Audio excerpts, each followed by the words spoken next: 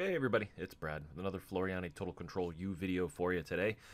So for today's video, we're going to be digitizing a logo. So we're kind of simulating somebody shows up with not the best artwork and says, "Hey, can you digitize my logo for me?"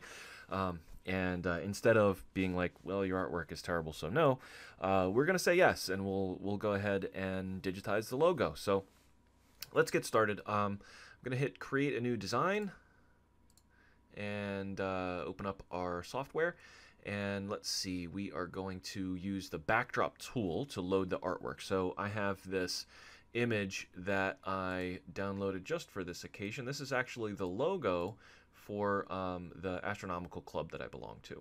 So I'm going to open this, and we see that this is all pixelated, and you know, it's not something that we'd be able to run through the auto digitizer because the quality of the artwork just isn't good enough.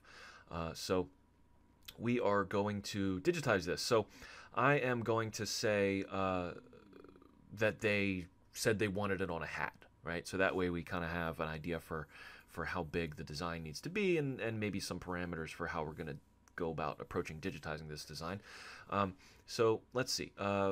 If we're going to do this in a hat, it's always a good idea to have an idea for what kind of scale you have to work with, how much space you have to work with, rather.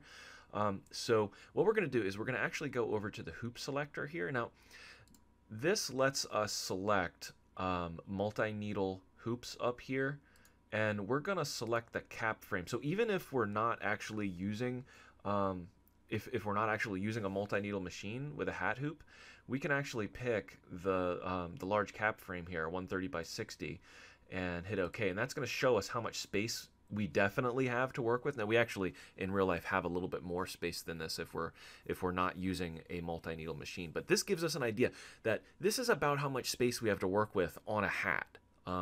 So in terms of the height anyway, so that we don't accidentally make the design too big. So I'm going to make this kind of like as big as it can go within this this hat hoop ish. It's a little bit, it's got a little bit more room that it could take, but I just kind of sized it just with one of these corner selection box thingies here.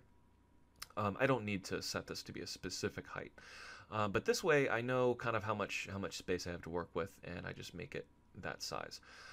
So I am actually going to sew this out on a hat, so I'll show you guys the picture of what it looks like when it's done. But once we've got it to the size that it needs to be, I'm going to hit the select tool to get out of my backdrop tool. And if you ever accidentally do that, like now I can't resize my backdrop, you just have to hit the backdrop tool, and that reselects it and brings you back those controls. Anyway, so we're going to look at this, and we're going to think about, okay, so on a hat, hats don't really like super dense designs.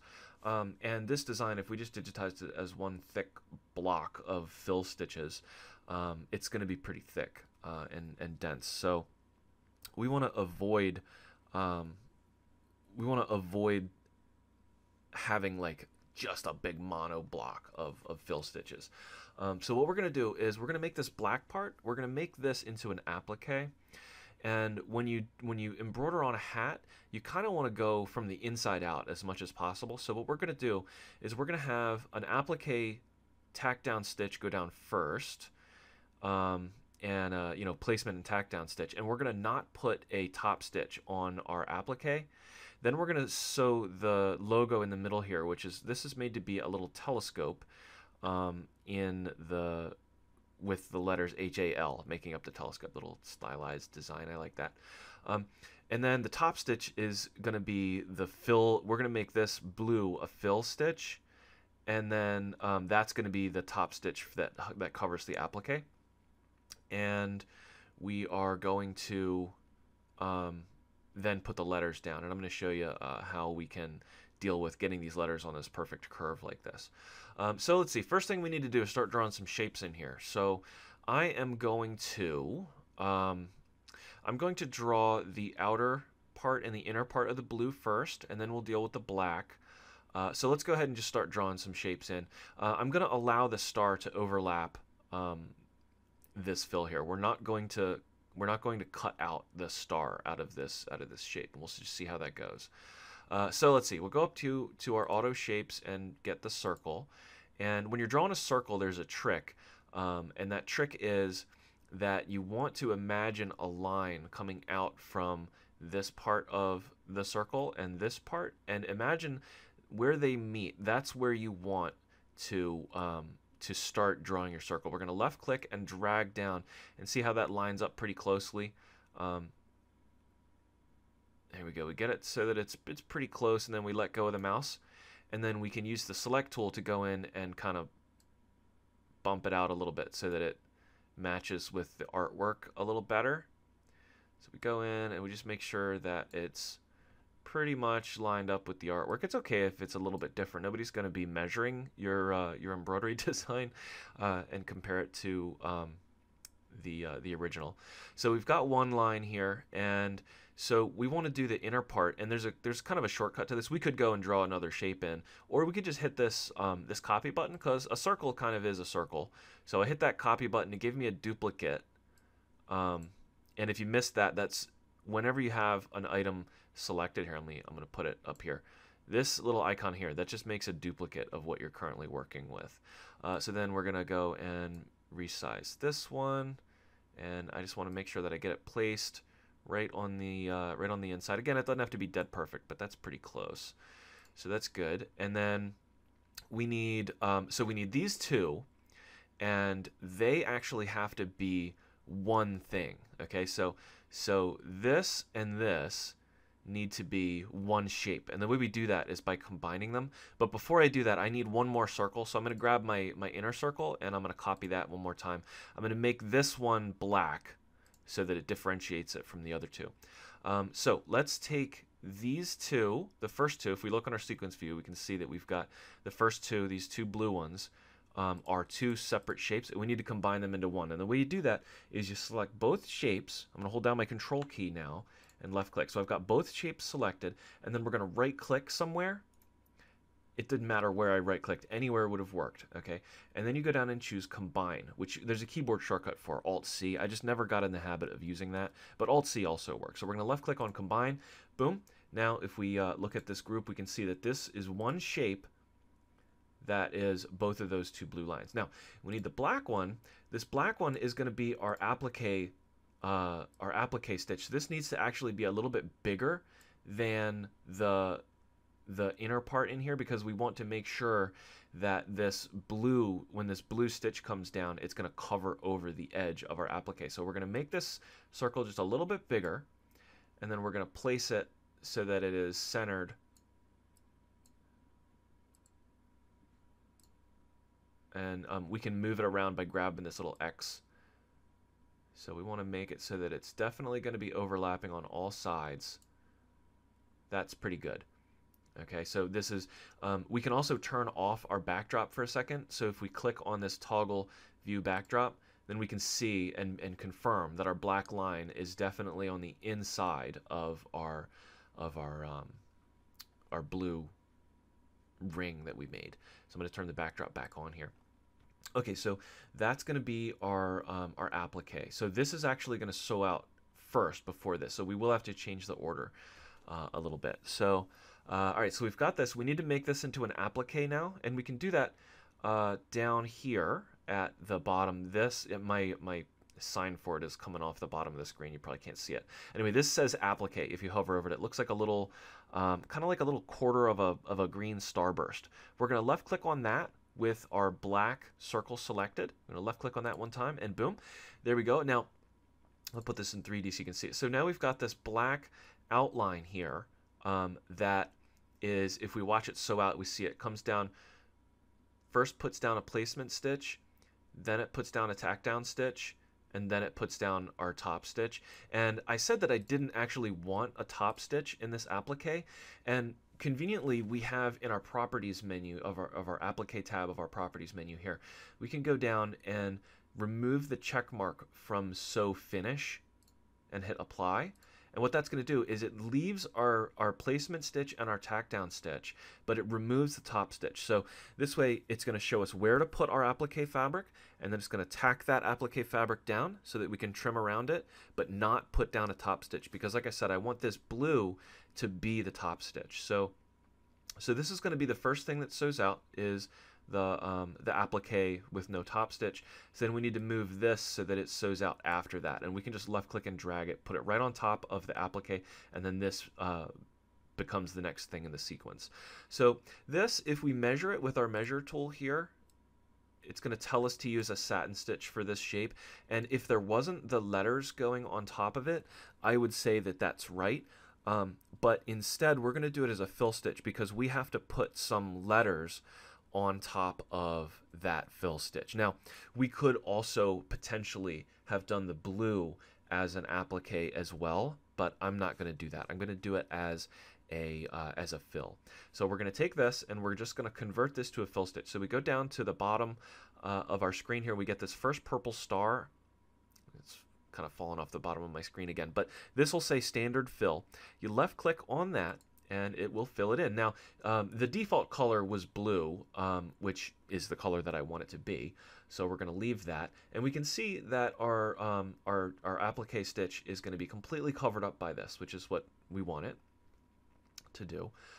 But actually, now that I'm thinking about this, I was just saying earlier that when you sew on a cap, you want to go from the inside out, and you don't want to have like a big fill heavy part go down around and then do something on the inside, because it'll make it buckle and not sew out exactly right. So let's put a pin in this. We're gonna actually go and sew out this part first. So we need to draw this logo in the middle first, and then we're going to have this part sew out. So we can change the order, that's fine. If we do it in the wrong order, that's not a problem. We can go back and fix it. But how are we going to draw these shapes in? Well, I'm going to show you a trick for getting perfect rectangles when you've got a shape like this, which this is essentially an H, but I'm not going to use a font for it because it's kind of stylized, right? So if we go and we use our artwork tool and our line tool and we start drawing this in, it's really hard to get it perfect. And then when you go and look at it after it sews out, you'll see that it's kind of, you know, the points aren't exactly even all the way around. So here when I close my shape with Shift C, we'll take a look at this shape. And you see how this one kind of is going in. And yeah, I can go in and fix this, but when I'm just fixing it by eyeballing it, it's still not going to be exactly perfect. So one way that we can get really perfect rectangles is to simply use the auto shapes up here and get our own rectangle and draw it. So I'm going to go in and, okay, so this is about like this-ish, right? That's pretty close. And we can take this and rotate it using this, this blue dot. When we have it selected, this blue dot here, and I hit the select tool to select it. We take this blue dot and we rotate it like that, and then we're going to lay it right where it goes. We have to resize it a little bit.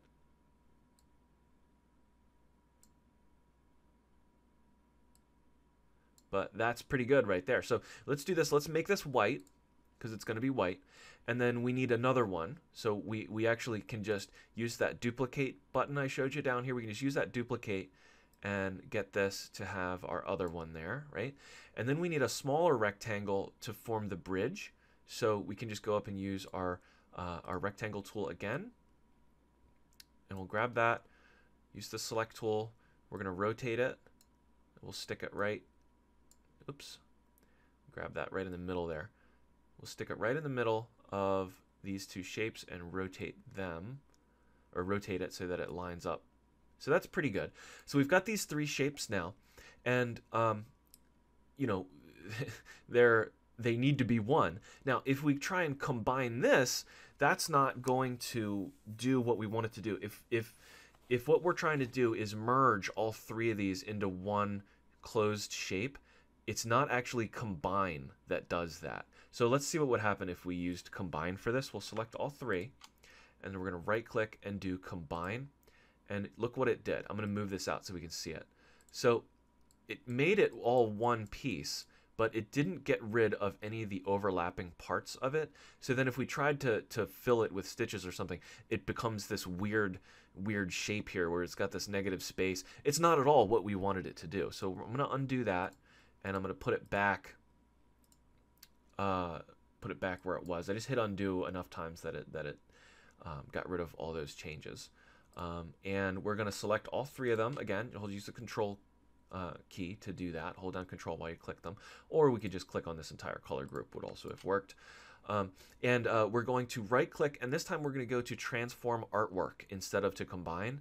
And what we want is weld. So this operation that gets rid of all these overlapping parts and makes it one shape is called a weld. We're going to go in and use weld, and then I'm going to move this so you can see it. Now we've got our perfect shape, right? With these guys are exactly even and they're perfect rectangles. So instead of having to draw perfect rectangles manually, basically, we use the auto shapes to do it. So we've got this, and we need to make this a fill. So we fill that in, okay? And then we're going to go on to the next shape. So now this one, we could do the same thing over again by creating a rectangle here, and a rectangle here, and a rectangle here. I'm not going to do it that way. I'm actually just going to draw this one because it doesn't need to be as perfect as this part that makes this telescope logo kind of work. So I'm just going to use the artwork tool and the line tool, and we are going to just put a point there, there, there, there. I'm just one click at a time here, there, there, and then we're going to close this shape. And then we also have this little opening in the middle. Shift C to close that shape. Now this one, what operation do you think we need to do this? If you said combine, you're right. What we need to do is combine these two shapes so that there's a hole in the A.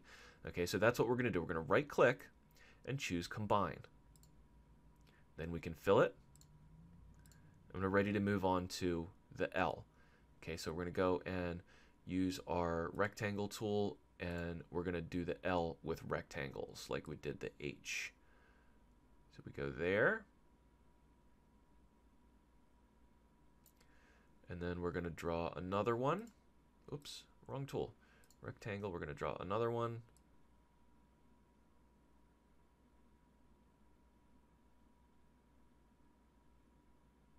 Like that. We'll select them both. And this operation is what? Weld. Transform artwork, weld.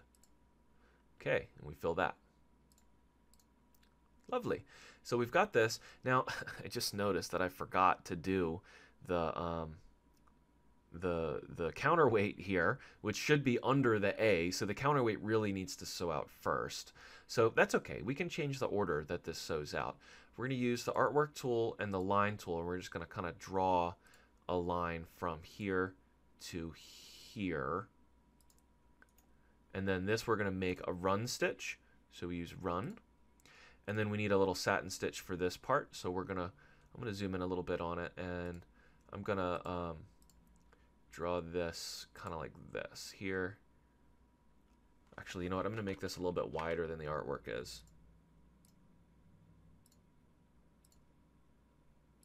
because satin stitch tends to pull itself together a little bit. Shift C to close that, and we'll make this a satin stitch using the auto satin tool. There we go. That looks nice. But this actually has to go out before the rest of this. So we get the run over in our sequence view here. We get the run, hold down control and get the satin path. And we are going to drag this up here. Oh, I didn't get it all the way up. You can also right click and choose move up. Boop. See how it moved it up in the sequence? So you can either click and drag it or use the move to move it up, however you want to do it. But anyway, so now this sews out first before the rest of the logo. And then we need to change the order so that this blue ring sews out after, and we just drag it and drop it right on top of the last thing in line. We could also have right-clicked it and choose move last, and it would have moved it last. It won't let me now because it's already the last thing. But okay, so we've got that. Now, the next thing to sew out will, I guess, be the star. So we need to make it so that we can see that. If we turn off our 3D view, we can see through the stitches a lot easier. So we'll do that now. So we're going to do the star next. So we're going to use the artwork tool again and the line tool, and I'm going to kind of follow the blue outline for drawing this star.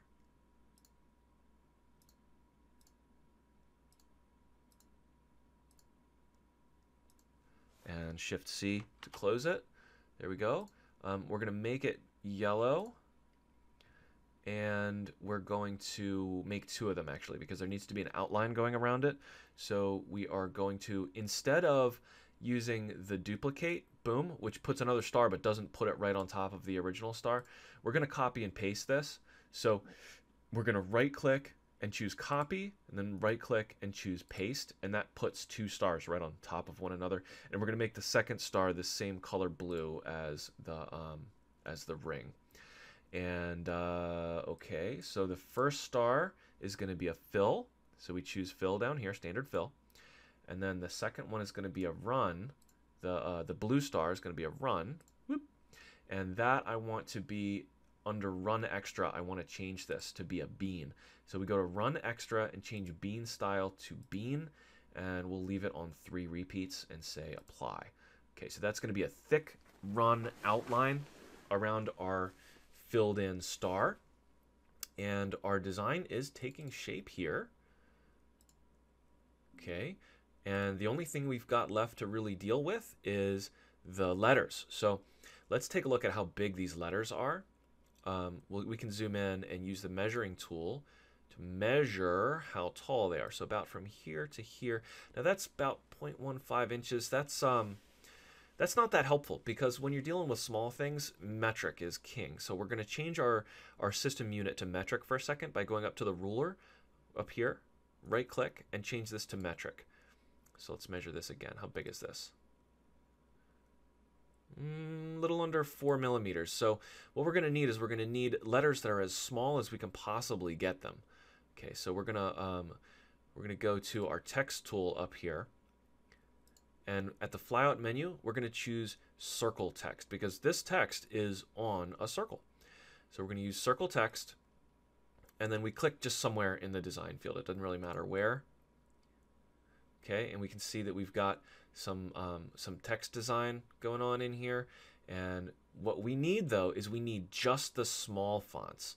Okay, we need to look at only small fonts.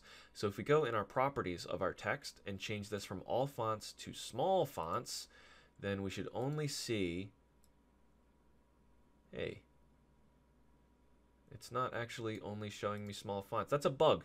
That's supposed to be showing me only small fonts right now.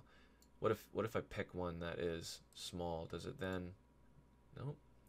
Well, there's a bug. You should be able to tell this to only show you small fonts, and it's not working. But there's a handy way to tell which fonts are small, because it's the ones that have a size next to them. Okay, so if there's a size next to a font, that means it's a small font. So I think the smallest one that they have is 4 millimeters. So that's as small as we can probably make letters. So the way doing circle text works is you have an upper section and a lower section. So if I hit apply here, it puts my little tiny letters on the upper section of this circle. Now we know that we actually need these letters to be on the lower section, and there isn't any letters on the top. So we're going to go in our properties and delete the default text, which is my text. And then we're going to go down to the lower section, and we're going to type out Howard Astronomical League. And it's all caps, Howard Astronomical, L-E-A-G-U-E.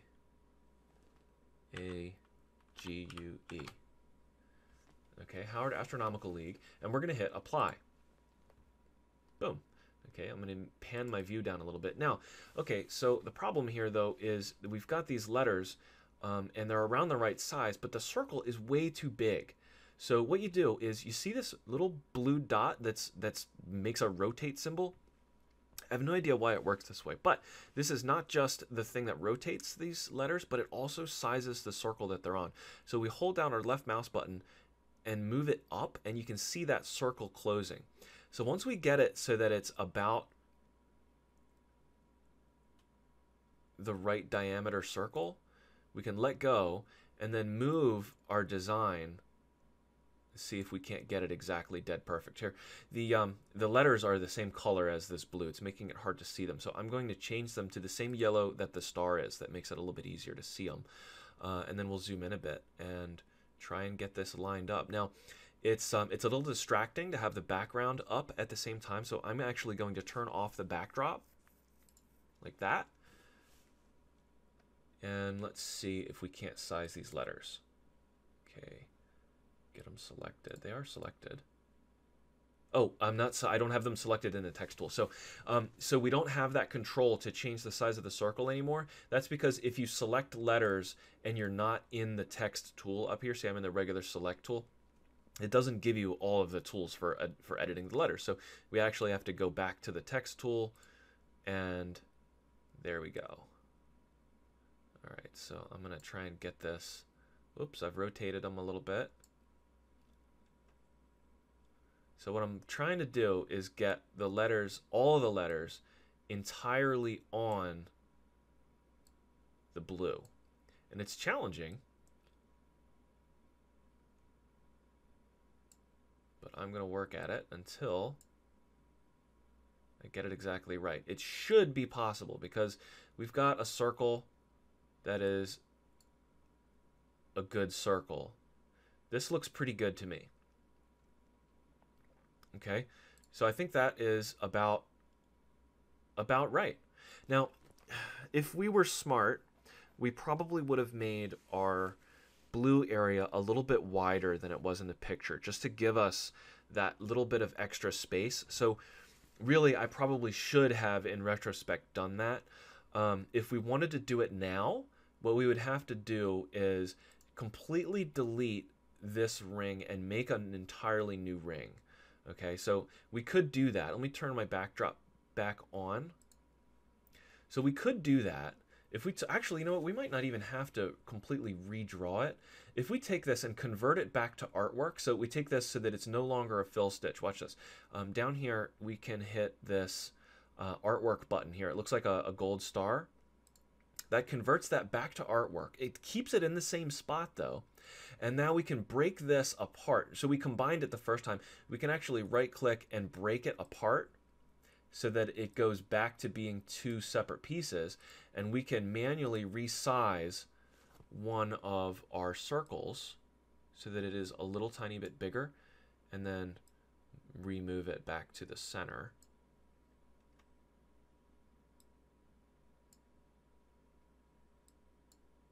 You get that perfectly lined up. And then we go and recombine these and make them a fill. And let's put that in 3D so we can see it. So that gave me a little bit of extra space to work with. So that's a way that we could do that. And we actually didn't even have to remove this because all we did was convert it to artwork and then convert it back to stitches. So that's a handy little tip, I think. Now, you know, I think I could probably get these letters a little tiny bit better. It's bugging me now that they look slightly uneven.